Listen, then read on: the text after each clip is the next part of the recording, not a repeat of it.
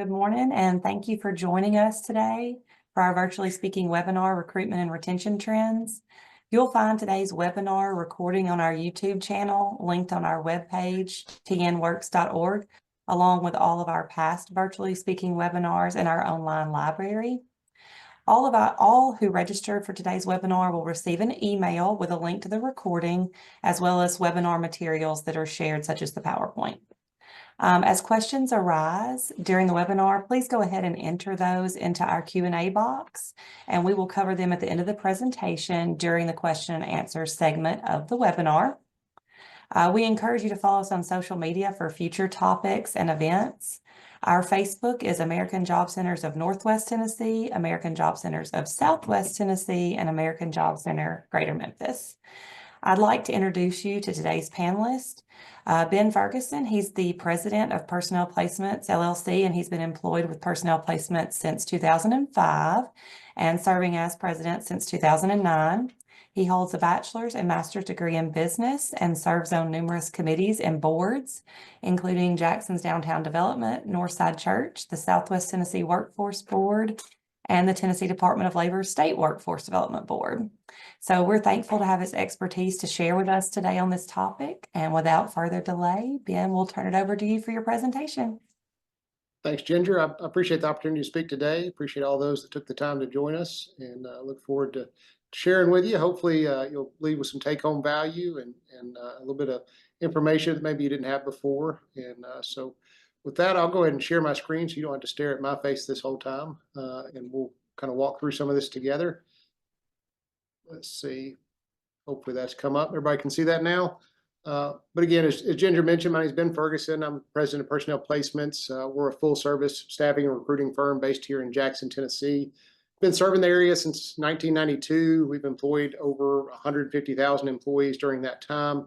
Provide staffing mainly in Tennessee, Mississippi, Kentucky, and Arkansas.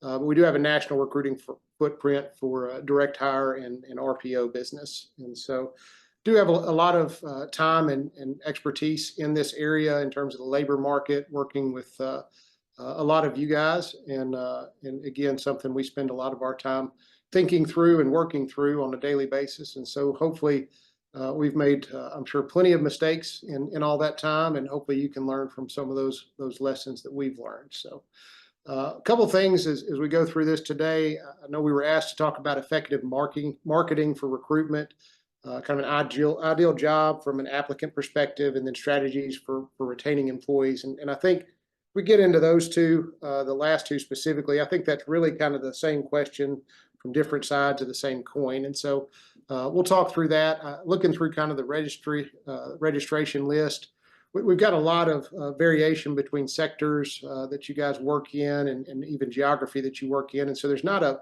one size that fits all for everybody on this call. So I'll try to stay at more of a general level on some of this data. And if we want to get more granular, maybe we can do that in the questions and answers, or even after the webinar if we want to connect directly. But I think before we can talk about kind of attracting the right employee and then retaining them, I think it really helps to kind of set the stage of the kind of the playing field that we're playing on here. And so the labor market for West Tennessee, and then talking through kind of where we are today, but then also taking into account some of the economic and political environmental factors that are really starting to take shape. And I think some of those we have a little bit of an idea on what those are going to look like. I think there's others that I certainly don't pretend to be an expert enough to know what those true impacts are going to be. And so as we look at things like tariffs that are just now really starting to come to fruition, what those short-term and long-term impacts are going to be in terms of the labor market,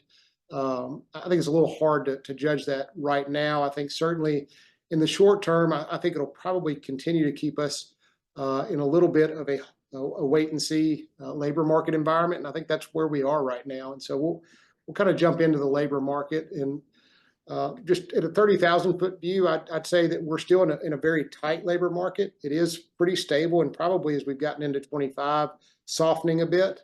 But again, historically, still very tight. You still have segments of the labor market that are extremely tight. And you know, I'd highlight medical, skilled trades, and education as areas where we're just losing more than we're adding in those areas. And so we're definitely having some skill drain, and it creates a very, very competitive labor market in those segments.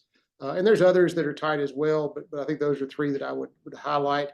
Education, I think there are people that are willing to maybe get into that field, but what we're asking probably of those people and what we're willing to kind of pay for that, I think there's potentially some imbalance there. And yeah, I think that leads to probably some of that skill drain as well. Again, talking about the political impacts, whether we're talking about tariffs, whether we're talking about immigration reform, I think all of those are going to have impacts on the labor market here in West Tennessee. And I think we could talk through some of those. We'll touch on the immigration side a little bit. And then lastly is just AI and automation. And I think anybody that's been to a conference in the last 4 or 5 years, it's always on the agenda. It's a topic basically anywhere you go.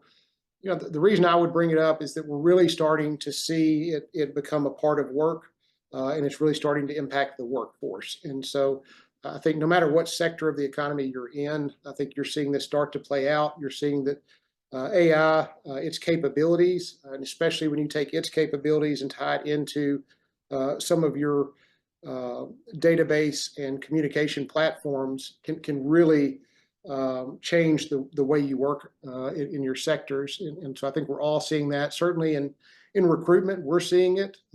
Just the pace of acceleration is the other piece that's somewhat astounding. And that if you take what's occurring currently just in the recruiting side of things, you know, we have the technology today that if all I have to do is feed our systems the data and tell it what to do, but I could have either chatbots texting or having voice conversations with literally every person in West Tennessee all at the same time, all summarizing those conversations, AI providing summary reports of what occurred and any next steps that come out of those conversations all at one time. And you think from a human capital standpoint, that would be impossible to financially take on, much less staff and make happen. And I can do that today with one person. And so that's, I guess, somewhat exciting and terrifying all at the same time. And I think we're all facing that in any sector that we work in. And I think for us as human resource professionals, is just understanding how it impacts, you know, our industry and how do we leverage it both to make ourselves and our workforce more efficient and effective, but also how do we resource plan around it in terms of workforce, making sure that we're attracting, training, and developing human assets that can provide value in maybe different areas than they did in the past. And so I think that's going to be an ongoing process and something that we'll have to look at over time. But certainly it's gone past a talking point and certainly starting to impact how we work in our workforce. So we talk through the workforce itself. You know, we look at unemployment, and again, historically still at a very low point, and for all intents and purposes, sitting at full employment. And we can kind of dig through that a little bit more. But again, if you go back past the Great Recession, you see, you know, unemployment rates up close to 10%. We're now down in the low 3% range. 23 came in at 3.3%. 24 will probably be a little bit under that. And then as we've gotten into 25, we're starting to see that curve turn back upward, I think. So again, softening a little bit, but in historical terms, still extremely tight in terms of the labor market. If you look at Tennessee versus the national markets, we're about a half point lower in terms of unemployment than the U.S. average. If you look at Madison County, it's right at the Tennessee average of 3.6%. If you look at our rural markets, typically that's about a half point higher.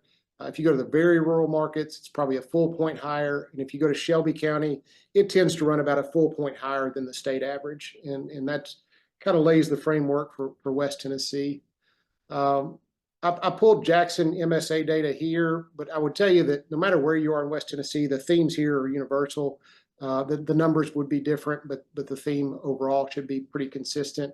As you look at the labor force, again, if you go back 7 years here, there's really not a significant change in terms of the labor force. There's a little bit of growth if you look all the way back to 2014, but overall pretty static. If you look at unemployment numbers, again, statistically pretty static, other than a blip in 21 following COVID, or going back all the way to 14 when you're kind of coming out of the Great Recession. for the last 7 years, it's really not moved statistically in any relevant way. What we have seen and what we all feel as employers is the competitiveness within that labor market. And so as you look at job postings and kind of look over those past 7 years, you'll see, prior to COVID in 2019, that's hovering around 4,500 postings at any time in that Jackson MSA. As we move into COVID and out of it, you see that we ramp all the way up to over 9,200 postings in 22. And then you see the curve start to ramp back down to where we're back at about 6,200 as we finished up 24. And as we've gone into 25, that number's gotten a little lower, getting closer to 6,000. And again, unemployment rates, again, as we talked through earlier. This data here is pulling from Indeed in their hiring insights. And so again, kind of reinforces that tight labor market conversation with a competition score of 90 out of 100%. Still a very competitive landscape. I think one area that certainly the state and on the national level, everybody's trying to figure out a little bit is how do we improve our labor force participation rates. In Tennessee, we sit under the national average. As far as the state itself, if you look at Madison County here, we're a little over 60%. If you talk about the rural areas throughout West Tennessee, it's typically going to fluctuate between sometimes just under 50% all the way up to kind of the low 60s. Hardeman County, I believe, is under 50% at like 48 or 49%. And there's reasons for that, and we'll talk through some of those. But again, if we want to, change kind of that labor market equation a little bit, any movement in that labor force participation rate has a pretty drastic effect in terms of what it can do for our labor market. But again, as you go down and look at this is Madison County. Right now, we have 171 open unemployment claims.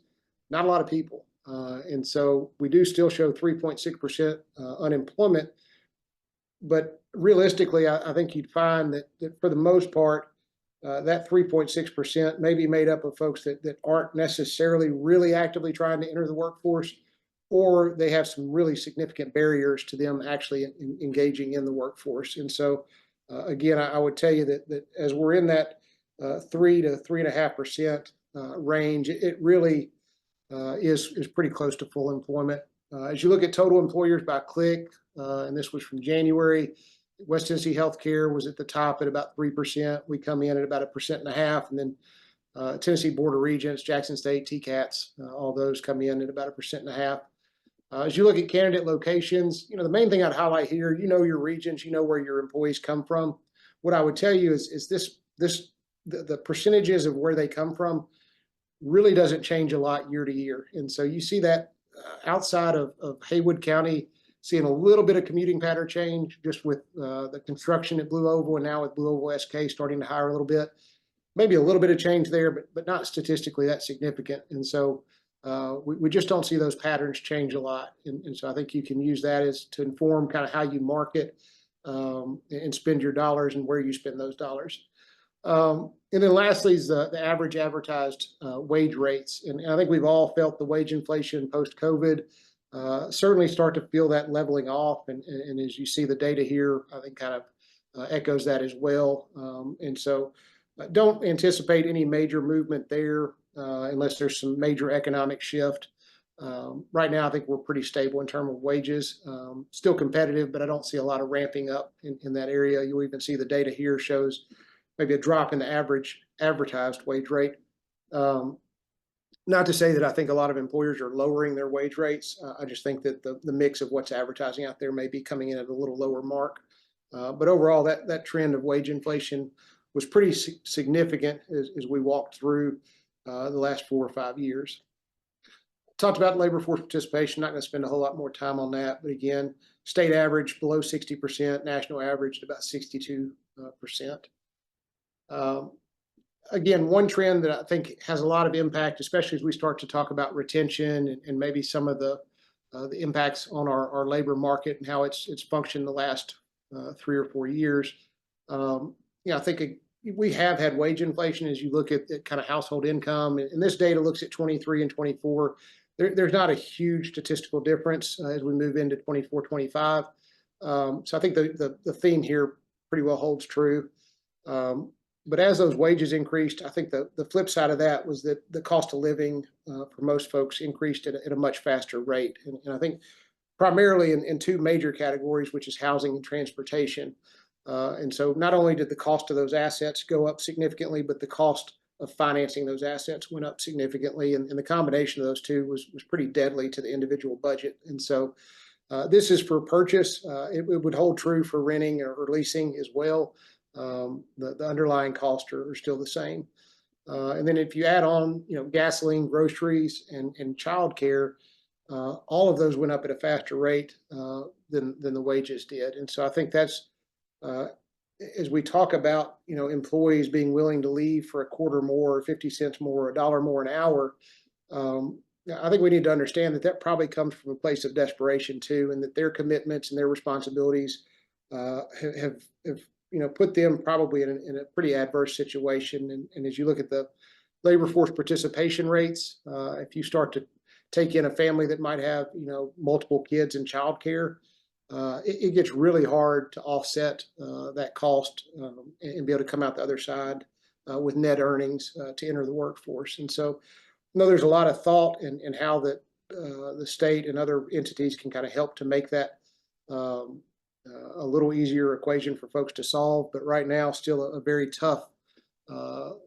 environment to work in. One of the last things I'll touch on is the foreign-born workers, and I think this it's certainly been a political talking point for a while now, but certainly a workforce talking point as well. And with the administration change, I think there's some things that we need to be cognizant of. And I thought that the Wall Street Journal, this graphic, I thought really helped showcase kind of what we'll be dealing with. And this goes through net immigration going back to the beginning of this century. And you'll see a fairly stable pattern there through the first 20 years of the century. And then certainly in the last administration, a very drastic increase in terms of net immigration. And that's one component of it. But I thought the helpful piece here was breaking that down into what this actually is. And so if you break that down, if you look at lawful permanent residents, and so that's your green card holders, you see the stability that we've had in that area throughout kind of this century. And even in the Biden administration, you see that dipped a fairly significant amount. And so we had less net green card holders added to the workforce. And then if you take the next segment, which is the non-immigrant side, which is your seasonal workers, your student visas, your foreign officials of foreign government, again, never a predominant piece of immigration, but even during the Biden administration, a significantly small piece of immigration in that area. And that leaves us with the last category, which is categorized as other foreign nationals. And so if you look at this group historically, you'll see trend where it was negative and certainly not a significant portion. If you look at the last administration and see how big of an influx there was in this category, this is where it may be problematic for us as employers moving forward. Because if you look at this, the vast majority of folks that immigrated through this period came in either illegally or they came in through an asylum process and are paroled into the country while they wait their immigration court hearing. And so you have all of this group that is sitting in this either gray area or not eligible to work in the United States. And so I think from a statistical standpoint, what I would say is that if you didn't have a large foreign-born workforce prior to COVID, and all of a sudden you have a statistically significant increase in that percentage, very likely that it's coming out of this group, just from a statistical standpoint. And so, the impact of that is what this administration decides to do with it. And so there's obviously a lot of political campaigning and promises that have been made about deportations, and how they go about enforcement of that, how that plays out at the workforce and worksite level. I don't know that we've got a full indication on that just yet, but certainly a lot of campaigning on it. So it's probably reasonable to expect that there's going to be some increase in enforcement. I think we're seeing a little bit of that, but hadn't seen that in mass yet. But certainly in this market, along with markets across the country, there are parts of this segment that are in our communities that not this isn't speaking against any of those individuals. I think they're all, in the most part, good people that are trying to find a better life for them and their families. But ultimately, they're from an employment standpoint, they're kind of in this gray area where they came in under asylum. They got work authorization documents that in most cases expired a long time ago, and the government provided kind of these ongoing extensions. And it really depends on how this administration approaches that, and they could essentially, cancel those authorizations, and then that leaves us as employers potentially with a large group of people that are no longer eligible to work in the United States. And so, again, I would encourage you, if you've got concerns about that, there are law firms that can help you walk through that process so that you can evaluate your risk, but do so in a way that's not discriminatory or adverse to your current workforce. So, again, just something to be cognizant of. And then lastly, just kind of where everybody's coming from.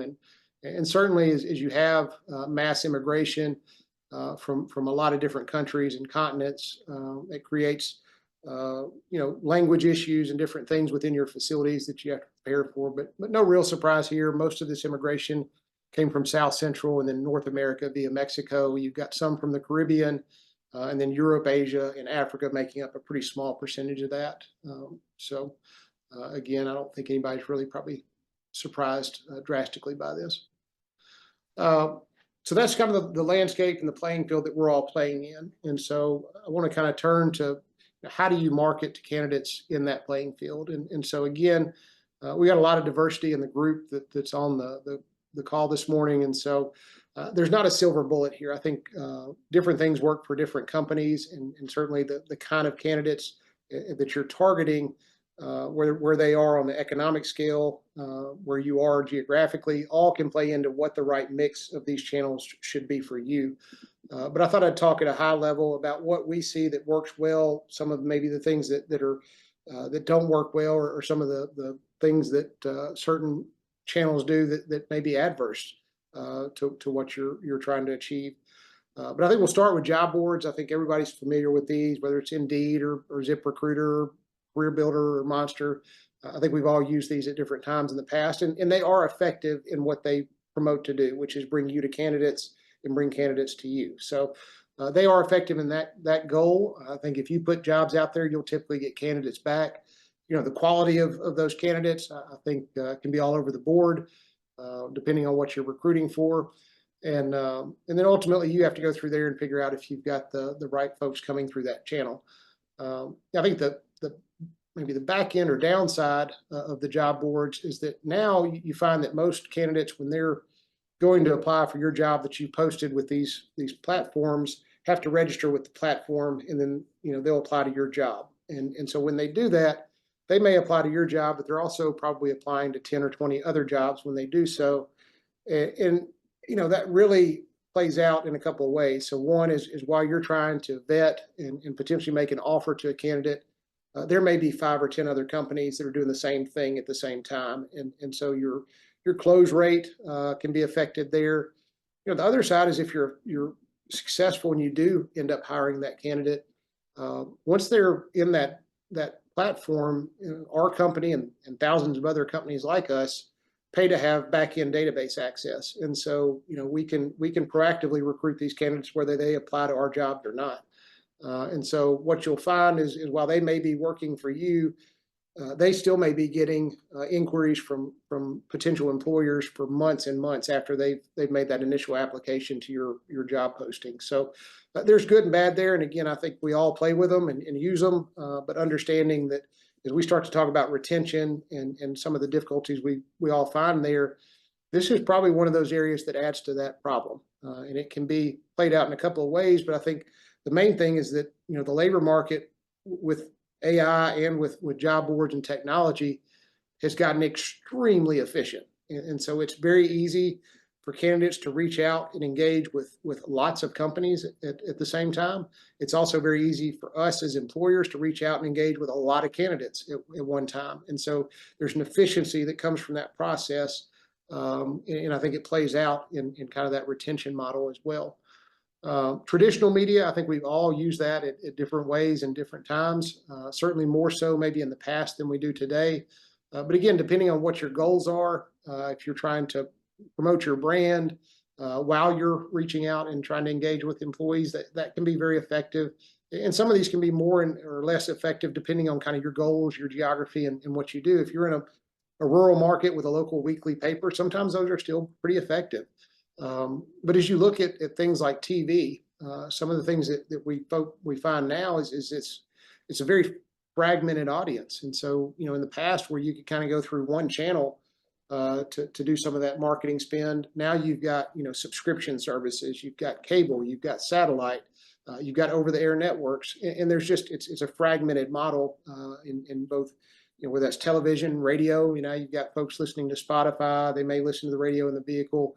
But again, it's definitely fragmented, and how you reach, kind of target audiences depends on maybe what they like to view, what they like to listen to, and are you able to track and achieve kind of that ROI and that cost per hire that you want to achieve, and be able to track that in an effective way. And I think that's maybe the one of the harder parts with traditional media, is really getting down to that granular level of cost per hire, and making sure that you've got an efficient marketing spend in that area. Social media is certainly an effective tool, and again, it is fragmented in some ways, in that demographically, different age groups use different platforms, but ultimately, I think it can be a very effective tool in getting out there and creating a following, finding candidates, and promoting your jobs and your brand. Ultimately, you probably need to have an effective internal resource or a third party that you're working with to do this well, because it takes some knowledge of the different platforms. It takes consistency, and you want to make sure that the content that you're putting out in social media is representative of your brand, and provides a positive engagement with candidates out there. The next one is probably the most tried and true, which is referral networks. And again, I think these, if you're not leveraging these, this is a great opportunity for you, is to leverage your internal network, which is your employees and your team members. They know the work, they know the people that can do it in the community. And I think two things happen there. One is it can bring new candidates to the table that you've got a more captive audience with. But secondly, it's maybe creating internal cheerleaders for those folks to be successful within your organization. And I've seen, a lot of companies that try to align their referral programs with some of their corporate goals as well, so that maybe if you're really trying to attack retention, that, I think it's good to have healthy referral bonuses, but make sure that, maybe the payout on those can be tied to some milestones for you. If it's retention, maybe it's that they get through that.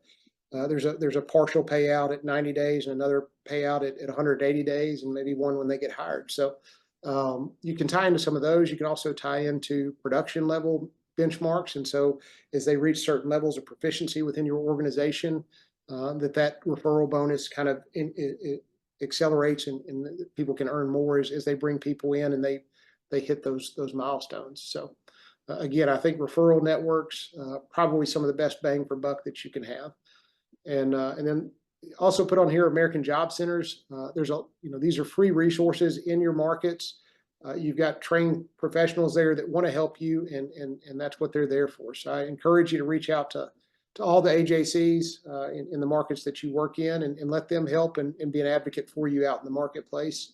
And I'd be remiss if I didn't mention employment agencies. Obviously, we'd love to help you. There's a lot of good agencies out there in this region. And just encourage you to reach out. The benefit I would tell you there is that most employers kind of step in and out of the labor market, and kind of just are in for a period, out for a period.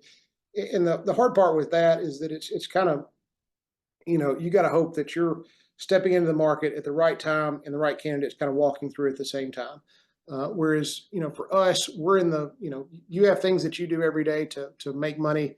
Our product is people, and so we're constantly canvassing the labor market, and using all the tools listed above to really collect data points. We've worked with a lot of these candidates over decades, and so we've got data points on kind of performance and different things that we have that most people don't. And so there is some some scale that we're able to reach, both in terms of efficient spend with all these different tools, but also just the consistency of being in the labor market at all times helps us to really, really canvas it in a way that most folks that are just kind of hiring for a need at a time don't have the ability to kind of gather all of that information. So I think you'll find that a mix of all of these can be effective for you, and hopefully there's some take-home value, and happy to dive into some more of that in the Q&A.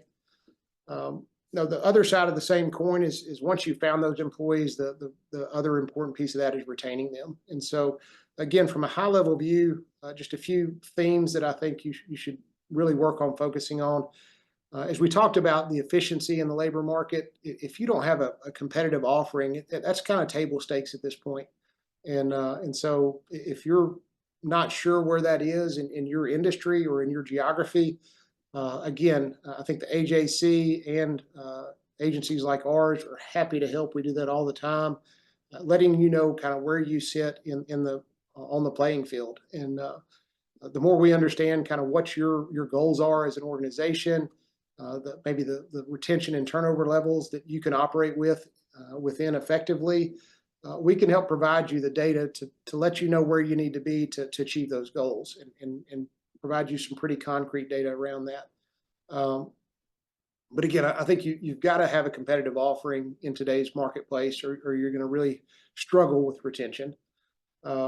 Work-life compatibility, you hear a lot of conversation about work-life balance, and I think sometimes people get misconstrued on maybe what that would look like from a candidate level. I think there are a lot of people out there that are willing to put in the time and do the work, but I also think that there is life outside of work, and figuring out a way to be compatible with that. And so as employers, some sectors, it's easier to figure out how to blend some of those things together, and there's some that aren't, and it is tougher. And so if you've got a manufacturing facility that especially if you've got kind of line work where you really kind of have to have pretty tight production planning, sometimes that flexibility can be tough to build in. But the more you can do to ensure that people, if you've got employees that have a young family and they've got a child that needs to go to the doctor, or they've got a kindergarten graduation or a high school graduation, those things are more important than work. And you need to, as employers, figure out a way that you can support that as well. And the employers that do that well, they have better retention, and the employees tend to stay there much longer, obviously, and enjoy that work better if they can have and enjoy that life outside of work as well. And so if the only thing that you've got to offer is a paycheck that makes life livable, I'm not sure that's a good equation for long-term retention. The next piece is your onboarding experience, and I kind of liken this to dating. And if you have 3 or 4 bad dates, the likelihood that that's going to turn into a lasting relationship is probably pretty low. And so that onboarding experience is really your time to date that new employee. And so really encourage you to be really thoughtful in terms of what that experience is for a new hire. From the moment they that they start communicating with the HR department through the offer process, especially into that first day of training and work, scripting that out in a way that experience is both positive, informative, and sets them up for success moving forward. And the time and the investment you make there will pay huge ROI in terms of retaining employees. And so I think that's a critical piece that we see, which ought to be kind of common sense, but is often the case, not very common. So I encourage you to really look at that in your own organizations, and even do some mystery shopping. We've done that with some organizations in the past, where we have somebody come through that process and give us some objective feedback of what that felt like, and what was taken from that. We talked a little bit about kind of attendance policies with the work-life compatibility, and that's probably one area we see is probably one of the larger drivers of turnover is that attendance side. The second probably biggest piece of that is supervision, and so if you're not really investing in and equipping your frontline supervisors to train, motivate, and manage people, you're going to struggle with retention. And I think, again, that sounds like common sense, but it's not always that common. And so I think really working to help upskill those folks that are in those direct supervisory roles with the tools that they need to be effective coaches, counselors, and motivators in your organization. That's money well spent. Again, as you work with your business services teams through the AJC, there's training dollars at times that are available for training, and so I'd encourage you to get with the business services team and see if there's opportunities where they can work with you to do some different training with your teams. And then lastly is just working with purpose. I think people want to work for more than just a check on Friday. And so I think purpose can be defined in a lot of different ways. You don't have to be saving puppies to find purpose in your work. And so I think it's really important to kind of get to know your workforce at the individual level. And it comes down to, figuring out what motivates the people that make up your organization. And that can, again, be defined in a lot of different ways. And it's good to have, I think if you have a good mission and a culture that reinforces that mission and values, those things are important and they will help with retention. But again, it can be as simple as just creating a career pathway that provides purpose to somebody to know that, look, if I come in, I do these things, then it creates a pathway for me to go from here to there to a final goal. And I think that provides purpose. It's more than just coming in and working for that check on Friday. It gives them something else to look for. For some people, it may be more time home with family. And so that may be something where, if you've got a body of work to complete and they can get that work done in a shorter amount of time, then potentially having the ability to take off a Friday or do those kind of things, but providing, something beyond just that daily grind. And so I think how that purpose gets defined really a lot of times comes back to the individual. But I think for us as organizations and certainly as HR professionals is figuring out how do we tap into that area of motivation for that employee or provide them something that's going to help make their life better and help them along that journey. So with that, that's a lot of talking from me. I'm going to turn it over to questions. Again, if there's things you want to dive in, you're not comfortable asking in the group, I've got my email there at the bottom. Feel free to reach out individually if we could help your organization or answer questions for you. Happy to help. And so look forward to any questions you've got. And anyway, appreciate the time again. Thanks, Ben. I'm going to start with a retention question since you were just wrapping up with that. How important do you feel employee development and promoting from within is to employee retention? Yeah, I think nobody likes to be in a dead-end job. So I think having the ability to see a progression and see opportunity to grow is important. I think that obviously as an employer, you've got to make sure that it makes sense for the organization as well. And so it may require them upskilling, getting training, doing things so that they can tap into that progression. But I think being open, honest, and transparent about what it would take for them to accelerate and grow within is helpful. And there will be times and there will be certain skill sets where you may have to go outside the organization. But I think certainly if you've got good people, training them and adding skill sets is easier than going out and finding great people. What is more attractive to job candidates, benefits or higher wages? And do you see this vary by age for those who are in the job market? Yeah, I think there is some variation both between age and then maybe where you are on kind of the financial food chain. I think the lower you get on the wage scale, the more important the wage becomes. The higher you get, and maybe certainly as you get older and have more responsibilities, benefits become a bigger issue too. So I'd say wage, the lower you get on the wage scale, benefits probably, I don't know if they necessarily outpace wage, but they're more of the conversation the higher you get up on the wage scale. And then also as people get older, they become a bigger part of the conversation. This question says, you mentioned tariffs from the presidential address. The expected effects and increases of the automotive and steel industry would certainly cause a huge increase in employment. Any suggestions on how to prepare a recruitment program to retain our current employees? Retain the current employees. I guess they're worried about, a lot of growth in that industry attracting. Yeah, fair. Yeah, again, I think that's going to be part of the conversation about understanding where you are in the marketplace and where the marketplace is going to. And so I think, that's been probably a pretty consistent conversation for those that were around Haywood County as Blue Oval's coming online of, what is that going to look like? What do we need to prepare for? And then figuring that out from a financial reality of, what from a budgetary constraint side, what are we able to prepare for? And then if that's not going to work and we need to know that, look, we're probably going to lose and expect to lose 10% of our workforce, how do we market and plan to attract that additional 10%? And so I think there's just a lot of planning that goes there. I think, from a tariff standpoint, there's some that's going to be a slow roll in some ways, because I think reshoring and adding capacity in those industries will take time.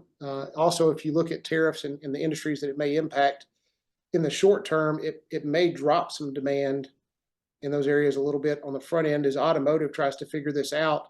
You may see that appetite for steel stays fairly level or maybe reduces in the short term, but then you see this huge ramp, maybe a period of time out. And so, again, I'm not a great economist, so I'm going to leave that to the pros that would know the impacts there. But I think there's going to be multiple impacts in it.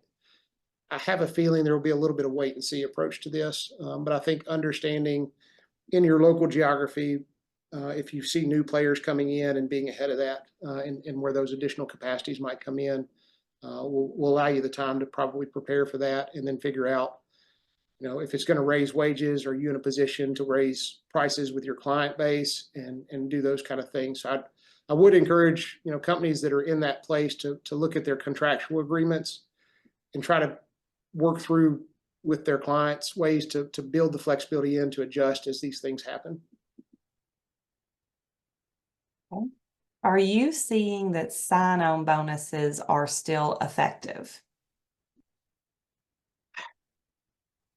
I don't know how effective they were in the first place. I guess they did get people in the door, but I go back to the retention piece. If the only reason they're coming is to get that extra grand on the front end, what's going to stop them from the next guy that offers the extra grand? So, yeah, I mean, I think given, in a vacuum, if it's just the difference of if I can go to this place and it's $1,000 more, then yeah, maybe they're somewhat effective. I think, I do think that there are a lot of other things that can overcome probably a signing bonus to some degree, but again, the lower you get on the wage scale, the more impactful those things probably become, because people are looking for that, just anything they can do to get by. How can we proactively grow a workforce for specialized skilled trades positions in the nonprofit sector within the next 5 years? I mean, Apprenticeship? doing's not working great. And so, the places I've seen that have been effective with this is they're training their own. And so they're building the programs and the tools and working with partners to create their own. And I think it's a lot stickier if you've made that investment. I know they're if I look at skilled trades, I think Governor Lee, his company, they've done a good job of that in the past of kind of building a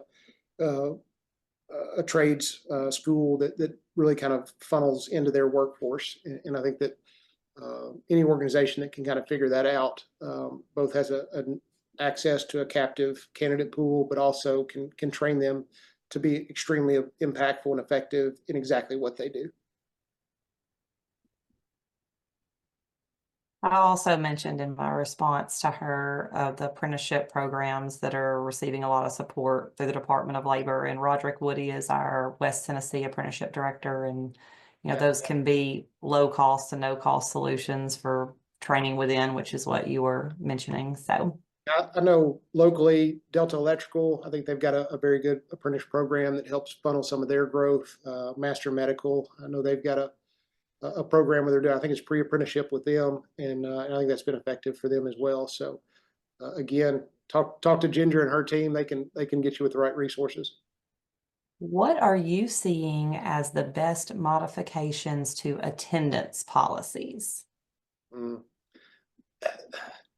It really depends on the sector you're in. I mean, there's a lot of different ways to kind of tackle some of this. I know for us, our payroll and accounting team, as we got out of COVID, we realized that, look, most of that staff can be just as effective working from home, and with, really non-standard hours. There was a body of work that needed to be completed. They were salaried already, so that was a pretty easy one where we were able to kind of modify and provide either hybrid or remote work for a lot of those team members. I think, the flexibility, we see some folks that have moved to a 4-day shift, a 4-day work week. I think that can be effective for the Monday to Thursday side and fairly easy to recruit for. I think the hard part is that typically leaves you with a weekend shift on the backside of it, and that can be a little harder to recruit for. But, I think those have been reasonably appealing in the marketplace. I think, the biggest thing is allowing enough flexibility that if somebody has something rise up, that they can be off property for a period of time, and assuming they're not abusing that process, not have that hurt them adversely. And again, I think as you move through different sectors, that gets easier or harder to implement things like that. And so, manufacturing, I see have a tougher time with that at times. But again, I do see some companies that do that pretty well. And it's really just kind of working through, with the employees, what's a reasonable amount of notice that they can give you, and what's a reasonable way that we can accommodate, that loss of productivity in the plant, or how can we have a way to backfill that role if that has to be offsite for a period of time. You spoke on the onboarding experience. After the interview, how many times would you suggest having the new hire return for onboarding? So, I don't know.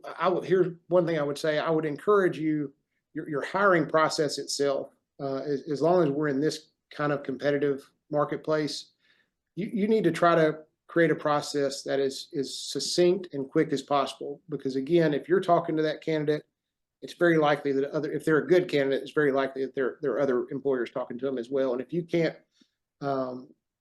move from kind of the vetting to the offer letter to the start date pretty quickly, and especially as you kind of move down the wage scale, you're going to lose those employees. And so I would encourage you not to drag that out with multiple visits. I think you need to figure out what you need to have in your vetting process to feel comfortable that you found the right candidate.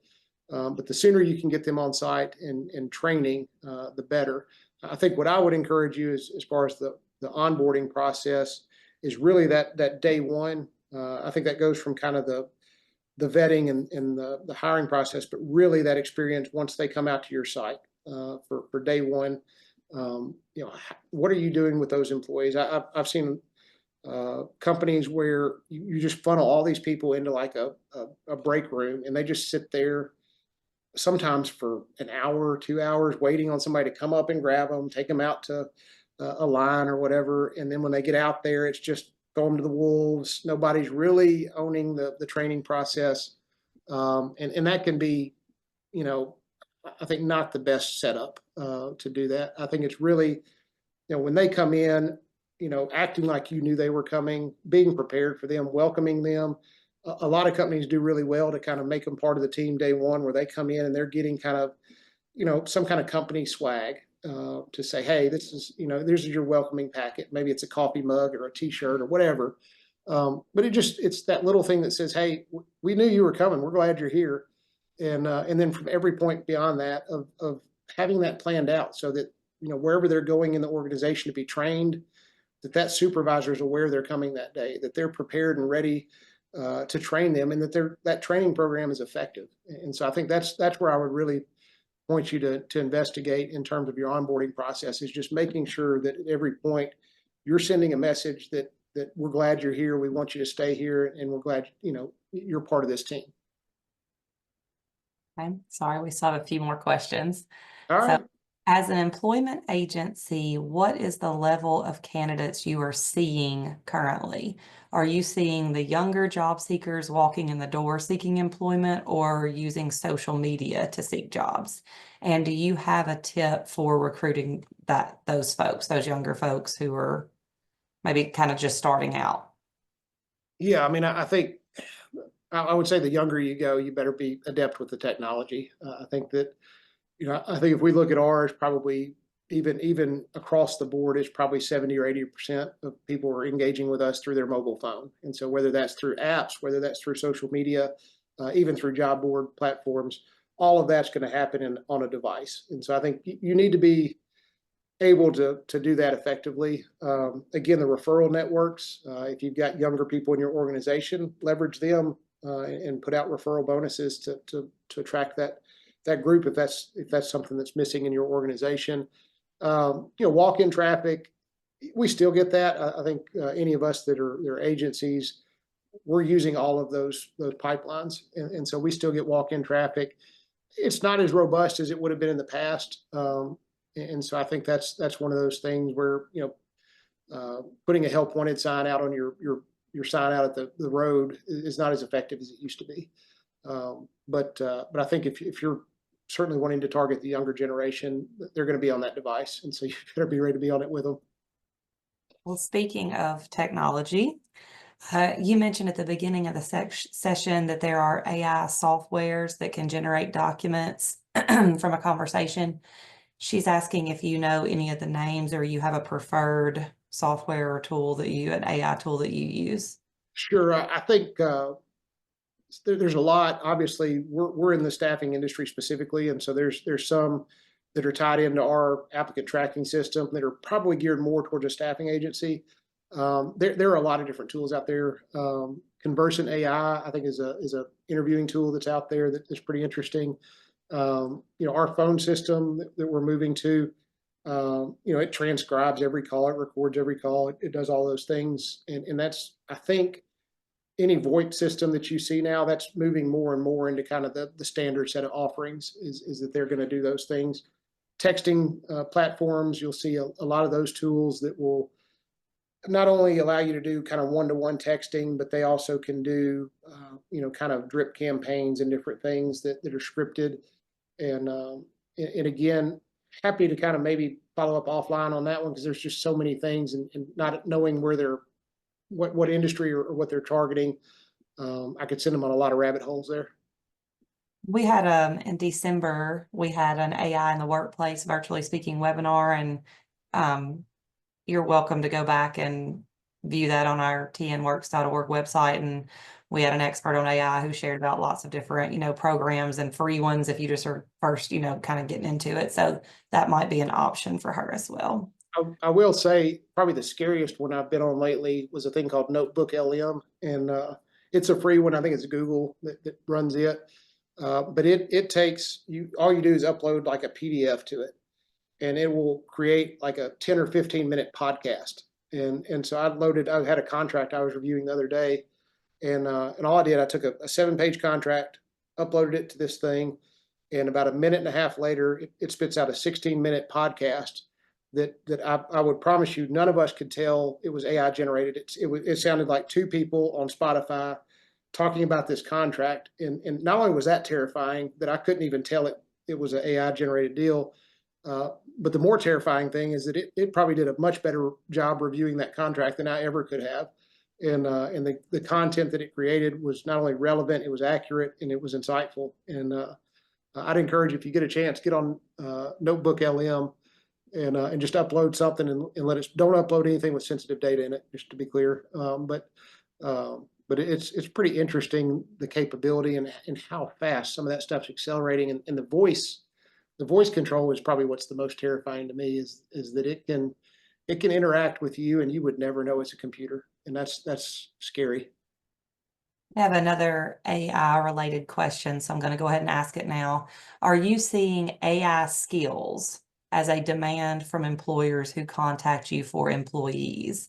And what do you see as the top skills being sought right now? So if it's not AI, what are the top skills that employers are reaching out for? Yeah, I mean, I wouldn't say it's something that we're seeing a ton of, like, that's the primary skill set. I think in the past you would want somebody that's at least computer literate. And I think that's probably going to expand that definition to understanding some of those technologies as well. And I think any employee that understands some of the tools that are out there and leverages them is probably going to be more productive and effective and efficient than somebody that doesn't.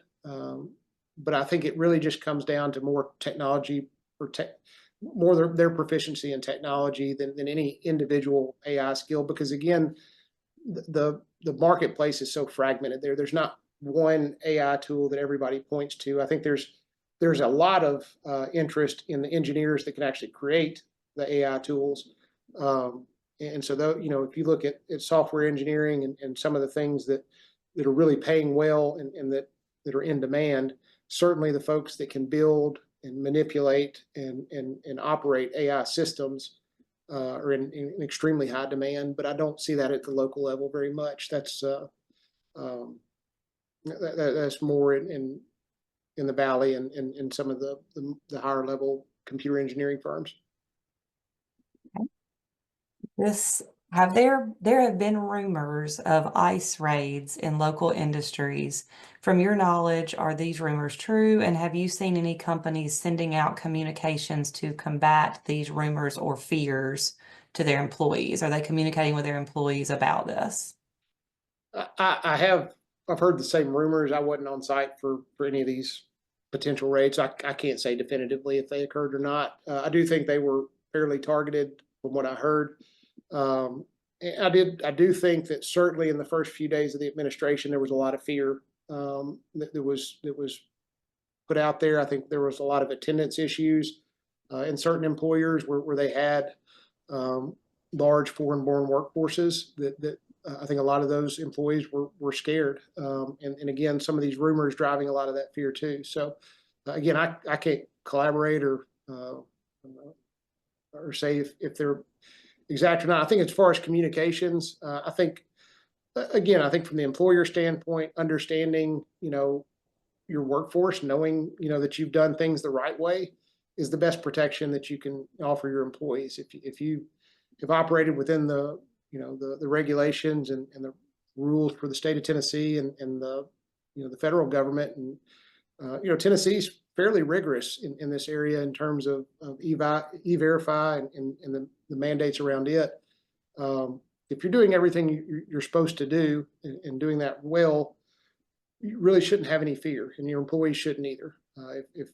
If you've got a lot of employees that are committing document fraud and are here illegally, then that's a problem. And if you have a raid, you're going to have to deal with that problem. And so I think the communication there, I don't know that anybody can speak definitively because, as employers, I think all of this lies probably outside of our hands. I'm not seeing a lot of direct communication from, I think there's appetite to address immigration, and certainly political and public support seems to be around that in some way. So, I think in Tennessee, the state legislature's approving some things that will allow and aid enforcement in these areas. So again, I think you need to understand what your risks are as an employer if you've been lax in these areas in the past, because quite honestly, enforcement has not been a priority, in the last administration. And so we'll see how that plays out. We're going to do one more question because we're almost an hour in. All right. I'll do two. Okay. Would E-Verify catch document fraud if you are submitting to Homeland Security? Not necessarily. So again, and that's, as an employer, you're not expected to be a document expert, but you are, you need to use reasonable judgment in that process. And I can speak, from our experience, there are documents that come in that are pretty obviously fake. And our instruction to our recruiters is that, if it's obviously not a legitimate document, we're not going to accept it. But that, what you need to be careful of is that people will come in with legitimate documents that may not be theirs. You see a lot of that. We've had, not personally, but I've seen some child labor enforcement where you've had somebody come in and get hired, and then the person that actually shows up to the site is a minor. And that could be some really heavy fines. And so making sure that who actually comes in and completes the paperwork is who actually shows up to work in your facility. For larger employers, that can be a problem. And so you need to be cognizant of that. You may find that you've got, parent-child relationships where the child may be a U.S. citizen and has legitimate documents, and they may be a junior, and then you've got senior that comes in that's not. And there's a lot of ways, and E-Verify is not perfect. So again, I don't want to let you think that just because you've done E-Verify, you don't have somebody that's not eligible to work in the United States. But if you've done it, if you've used E-Verify, you've done what you're supposed to do, and you've done that with, you've operated within the spirit of the law, the burden of proof is not on you to defend that if you've done those things. And so, again, I would encourage you just to do what you're asked to do. And if you have done those things, most likely you're not going to find yourself in an adverse situation. I'll do one more for the sake of time. This goes back to the labor market participation, and just, do you have any strategies or suggestions for engaging those who are not currently participating in the labor force? So those who have taken a step back and are not employed and not looking. Yeah, no, I think there's a couple of things there. And again, I think those of you at the AJC and the State Department as well deal with this every day. There's a lot of barriers. And so, I brought up childcare. Again, I think you got a large portion of our potential workforce that the equation, the math equation just doesn't work. And so I think we've got to figure out if that's a huge barrier and it's something that we feel like we have to address, then we've got to figure out some of that 0 to kindergarten aspect of childcare. And so there's a lot of thought process going into that. Funding historically has been hard to really track down in that area, but that's probably the biggest barrier we see. Transportation can be a barrier, especially as you get out into some of the rural markets where you don't have consistent public transportation. That can be a tough thing to deal with. Again, those would be two of the primary barriers we see, and beyond that, there's a variety of other things that are always going to keep labor force participation less than 100%. And so I think that, we've got to figure out, but, the flip side of that is if we can move that needle 2 or 3%, it changes our entire workforce. So. Well, thank you for your presentation today and for fielding a million questions on retention and strategies.